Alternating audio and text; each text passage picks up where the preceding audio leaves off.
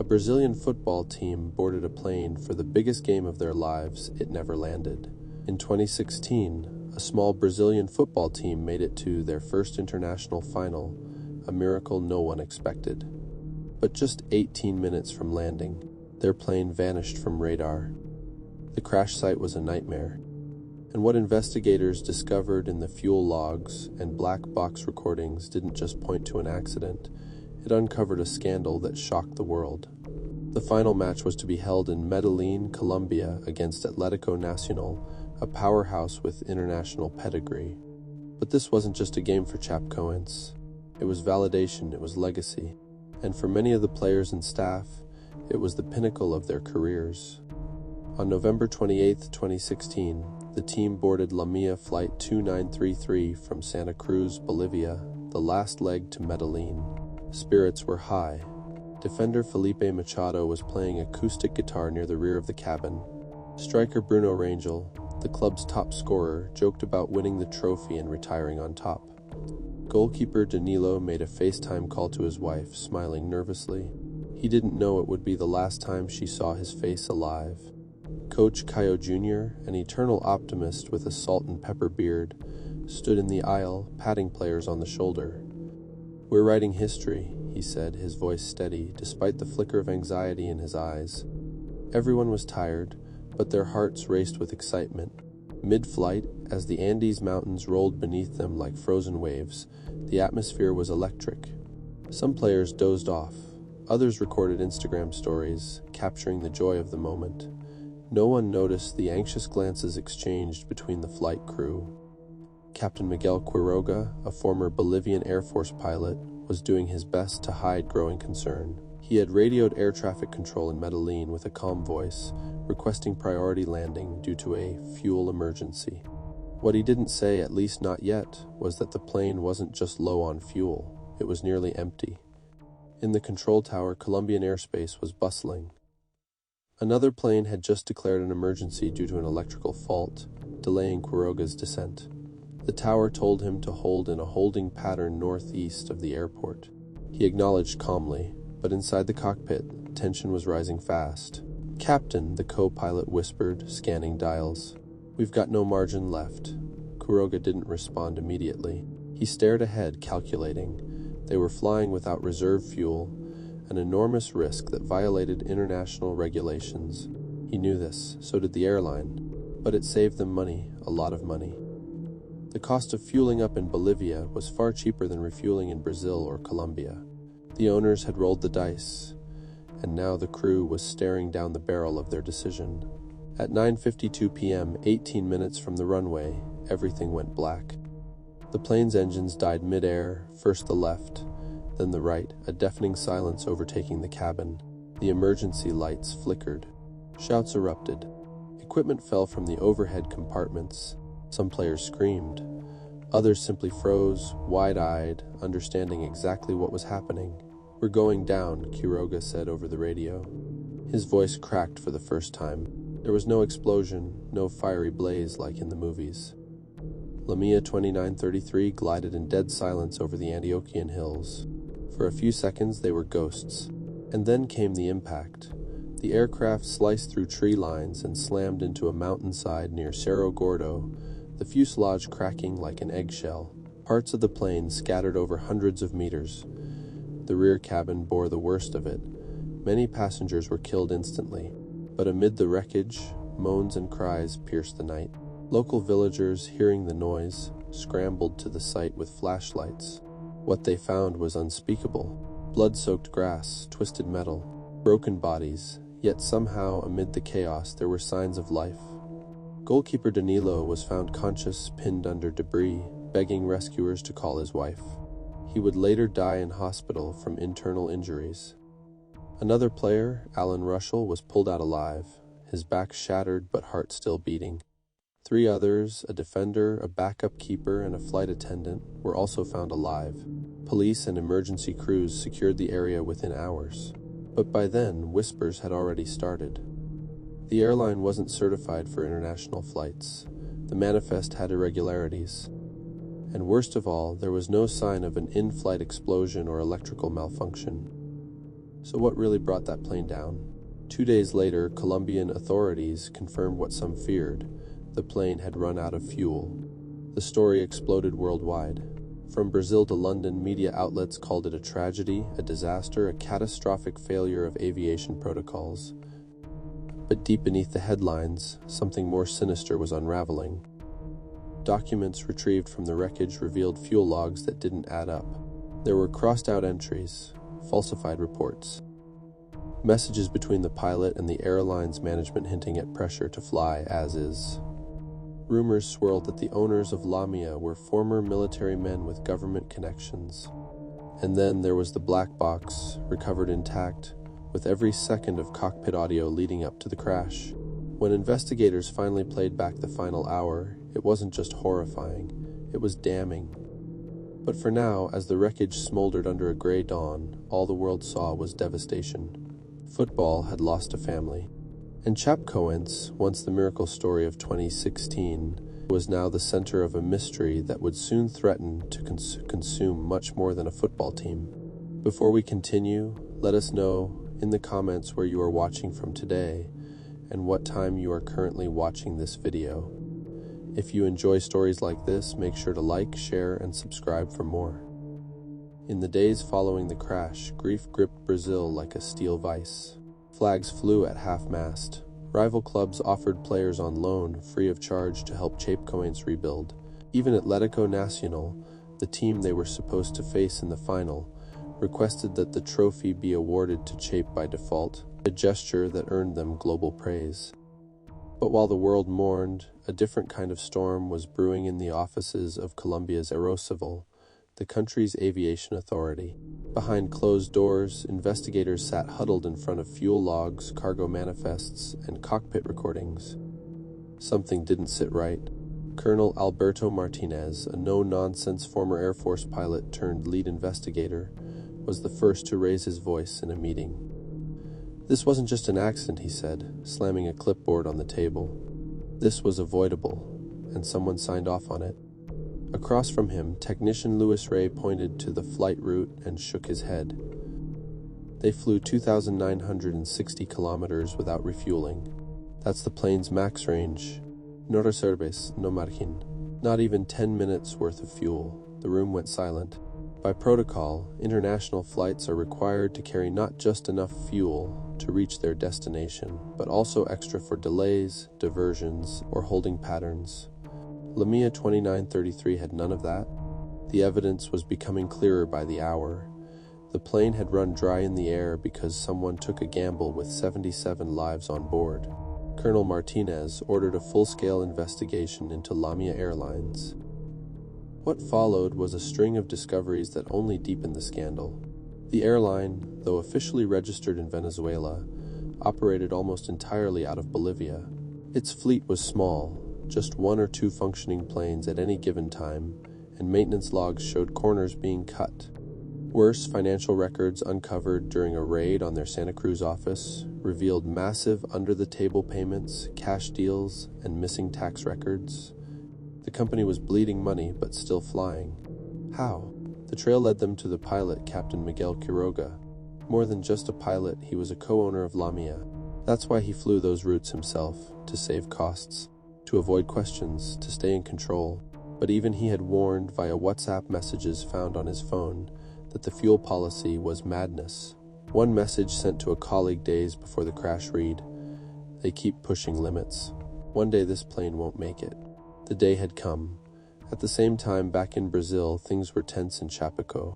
The survivors, still recovering in hospitals, were guarded by both doctors and police. The press kept hounding them. Reporters asked the same questions over and over. What happened in the air? Did the crew say anything? Did they know they were out of fuel?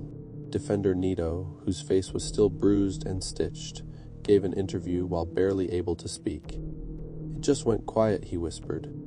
Lights went off, then the ground rushed up like it was swallowing us. But the most chilling interview came from flight attendant Ximena Suarez, one of the few crew members who survived. Sitting upright with bandages on her arms, she recounted a detail no one had expected. 15 minutes before we crashed, the captain told me to prepare for an emergency, she said. He said we didn't have fuel to reach Medellin. He was calm, but you could tell. That quote sent shockwaves. The captain had known they were in danger and had kept flying. News agencies started circling Lamia's former offices. But before the investigators could arrest the top brass, they disappeared. Two executives, both Venezuelan nationals, vanished from their homes the night before a scheduled raid. One of them, Gustavo Vargas, had close ties to Bolivia's military elite. Whispers of bribes and political protection started filling the air. 2 days later, a truck was intercepted at the Bolivia-Brazil border carrying flight documents, black trash bags full of shredded files, and unregistered firearms. The driver claimed he had been paid cash to dispose of the contents outside Brazilian jurisdiction. A shootout erupted as border agents tried to stop the truck, killing one officer and injuring 2 others. The driver was captured but refused to talk. Authorities had no doubt now this wasn't just negligence. It was a cover-up in motion. Inside that truck, one box changed everything. It contained fuel invoices and internal memos, including a letter signed by Quiroga himself. In it, he argued against refueling in Cobia, a Bolivian stopover with safer margins, because the clients would not approve the cost. Investigators recognized the handwriting. The memo was dated just 24 hours before the crash. Meanwhile, Colonel Martinez requested that the black box recordings be reviewed by a special team, and when they did, one line stood out. At 9:47 p.m., just 5 minutes before the crash, a male voice, believed to be Quiroga, muttered in Spanish, "They told me not to stop. Said we'd lose the contract." Investigators were stunned. Who were they? The football club? The airline executives? Someone higher? As authorities pushed deeper, a dark theory began to form. It wasn't just bad decision-making. It was business. Someone had ordered this flight to be run as cheaply as possible, knowing the risks. Someone prioritized contracts, kickbacks, and costs over human lives. More disturbing still, a confidential email leaked to a local journalist suggested that a Bolivian civil aviation official had fast-tracked Lamia's flight clearance, skipping routine safety checks just hours before takeoff. That official disappeared shortly after the story broke. In Chapaco, the funerals came and went like waves. A stadium of 22,000 people went silent as caskets draped in green and white were wheeled in, one after another. But amid the tears and candles, a question was growing louder with each passing day. Who let this happen, and why? The deeper the investigators dug, the more dangerous things became. Colonel Alberto Martinez had been in law enforcement for over 2 decades, but even he knew this case wasn't like the others. This wasn't a simple aviation disaster, this was a chain reaction built on lies, shortcuts, and greed. And now someone was trying to bury the truth. 3 weeks after the crash, a small team of forensic auditors, aviation analysts, and military security officers gathered inside a secure compound in Bogota. Spread out on a large table were fuel purchase logs, passenger manifests, GPS flight data, and transcripts from the cockpit voice recorder. It was time to connect the dots. "Look at this," said one analyst, circling a figure in red. The plane was supposed to carry 9,300 kilograms of fuel for that trip. That's minimum, with reserve. "But the tank readings show they only loaded 8,500, another replied, flipping a page. And that's not including the extra 30 minutes they had to circle before getting clearance. Colonel Martinez ran his finger across the timeline. They knew they were gambling, but why take that risk for a football team? The answer came from the digital trail.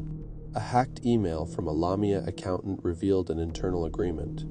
For every trip the airline saved on fuel, a portion of that saving was siphoned back into bonuses, cash bonuses, and not just for the pilots. The emails mentioned external partners and even a code name, El Patron. Meanwhile, in Bolivia, pressure was mounting on the government. Journalists were swarming every Lamia-related building. Protesters gathered outside the Aviation Authority headquarters in La Paz. Several junior staff members were arrested for tampering with documents, but the real players were still in hiding. That changed when one of them finally surfaced. Gustavo Vargas Jr., son of Lamia's top executive and a logistics officer for the airline, turned himself in under military escort. His condition was simple: full protection and immunity for his family. What he said next shocked even the most seasoned officers. Lamia was a front, he said, sitting in a high-security holding room. My father and others were using the airline for laundering money and greasing political deals. The Chapcoin's flight wasn't just a game. It was a delivery. A delivery? Martinez asked, narrowing his eyes. Vargas nodded. In the cargo hold, 2 sealed crates, marked as team equipment. But it wasn't. I packed them myself. They were locked. I was told not to open them, but I did. He paused. It was cash, American dollars, stacked. Millions. I swear, the room fell silent. According to Vargas, the money was meant for a group in Medellin, a payoff linked to political bribery, and an underground investment scam involving football sponsorships. The plan was simple: sneak the cash into Colombia under the radar, use the football team's international match as cover. No one would suspect a thing. But the risk of a fuel stop? That would have meant extra inspections, more eyes. So the pilots were pressured to fly straight. They told us, Vargas said, make it in one trip, or lose everything. Now the real horror unfolded. Dozens of lives had been sacrificed, not just by poor planning, but for a criminal operation wrapped in the illusion of sport. The Colombian government sent immediate requests for cooperation from Bolivia and Venezuela.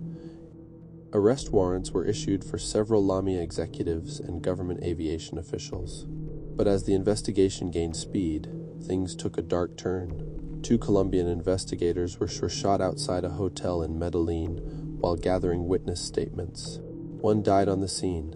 The other, barely surviving, told police the attackers were looking for the black box data and fuel recordings. Tension boiled. Martinez's team relocated their operations to a military base. For safety, confidentiality. The scandal was too big, too messy. But they had something new, a name. El Patron. From wiretaps, leaked calls, and old Lamia email accounts, El Patron was mentioned repeatedly in connection with the flight. Whoever this person was, he had power, money, and reach. The nickname appeared on every major document tied to Lamia's unofficial business. Then, one night, a breakthrough.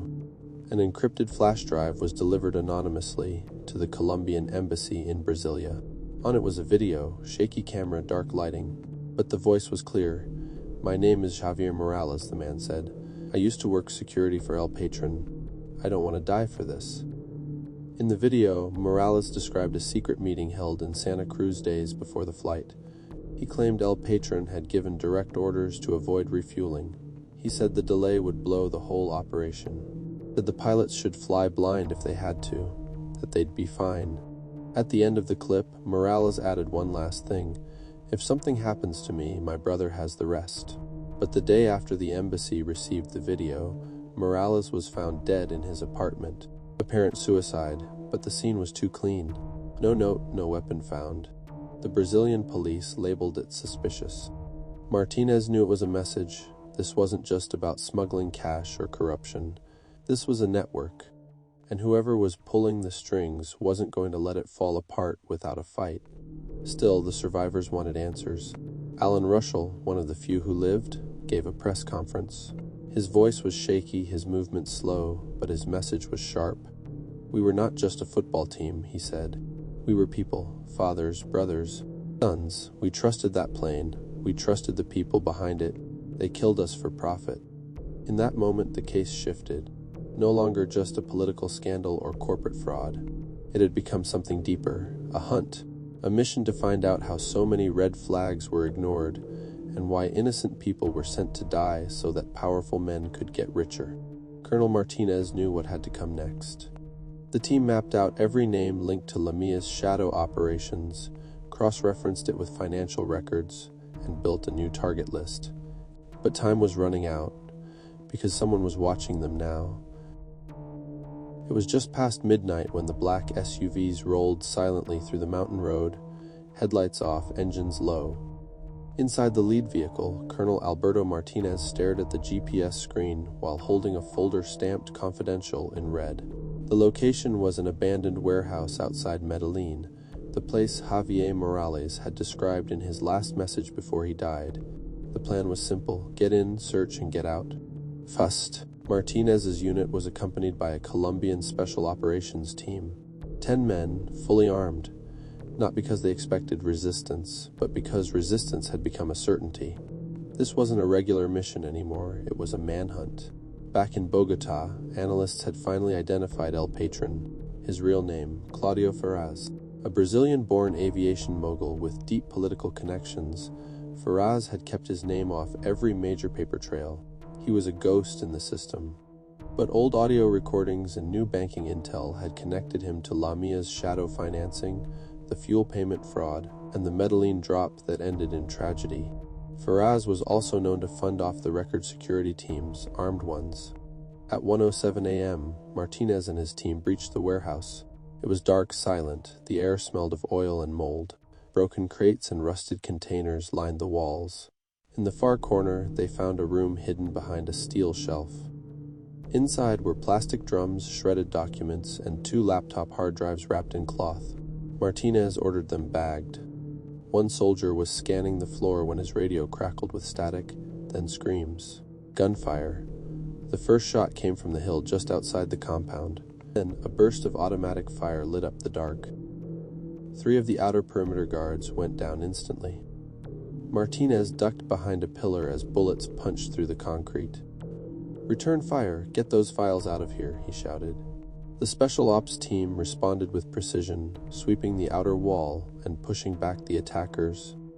But these weren't just street thugs, they were trained, moving in formation, well-armed. One of them tossed a smoke grenade inside. The room filled with haze. Martinez pulled his pistol and dragged the hard drive bag under a fallen table. Shots rang out just inches from his head. For a moment, all he could hear was the thumping of his own heart. Then silence. The attackers fled as fast as they came. Gone in minutes, leaving behind 3 bodies, 2 wounded officers, and a warehouse full of secrets. By morning, Martinez was on a plane to Brasilia. The hard drives held everything. Voice notes from Ferraz's meetings, encrypted chat logs, offshore transaction receipts, and most damning of all, a video. It showed Ferraz and Lamia executives sitting around a conference table days before the crash, laughing over the decision to skip refueling. "The players won't know," one of them joked in Portuguese. "They'll sleep through the whole thing." Ferraz responded calmly, sipping whiskey. "We'll save $7,000 in fuel. 1 game, no stops, no questions." They toasted. The recording was the final nail. Within 48 hours, Interpol issued an international arrest warrant for Claudio Ferraz. He was traced to a private compound on the outskirts of Sao Paulo, a fortified estate surrounded by guards and walls with cameras on every corner. But Brazil wasn't going to risk an open raid. They needed proof, a leak.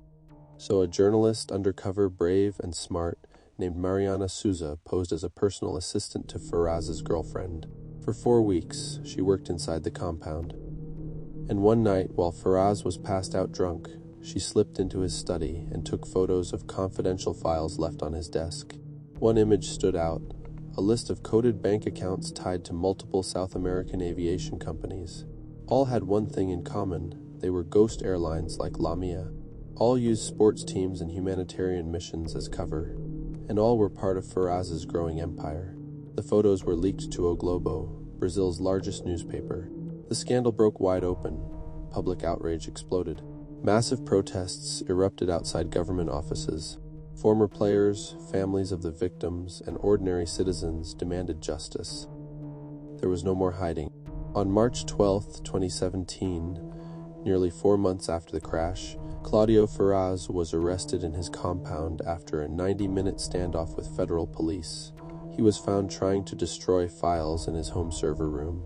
In his possession, 2 handguns, 3 fake passports, and $1.8 million in cash. When he was finally brought before court, he showed no remorse, just a cold smirk. The trial dragged on for months, but in the end, the evidence was overwhelming. Ferraz was convicted on charges of manslaughter, criminal conspiracy, bribery, and corruption. Several Bolivian and Venezuelan aviation officials were also jailed. Lamia's entire operation was shut down. And Chapcoins, the team rebuilt. Slowly, painfully, with help from FIFA donations and clubs around the world, they pieced together a new squad. Survivors like Alan Russell returned to the field, cheered louder than ever before. The club changed forever not just by loss, but by the way they stood back up. Years later, a statue was unveiled outside their stadium, 71 stars carved into its base, one for each soul lost in the crash. And below it, a single line etched in stone: they played for glory, they died for greed, but they will never be forgotten. The truth had nearly disappeared, buried in fuel logs and corporate lies. But in the end, justice landed, even if their plane never did. If you like this story, make sure to like, share, and subscribe. Also in other, to strengthen our community, let us know in the comments where you are watching from and what time you are currently watching this video.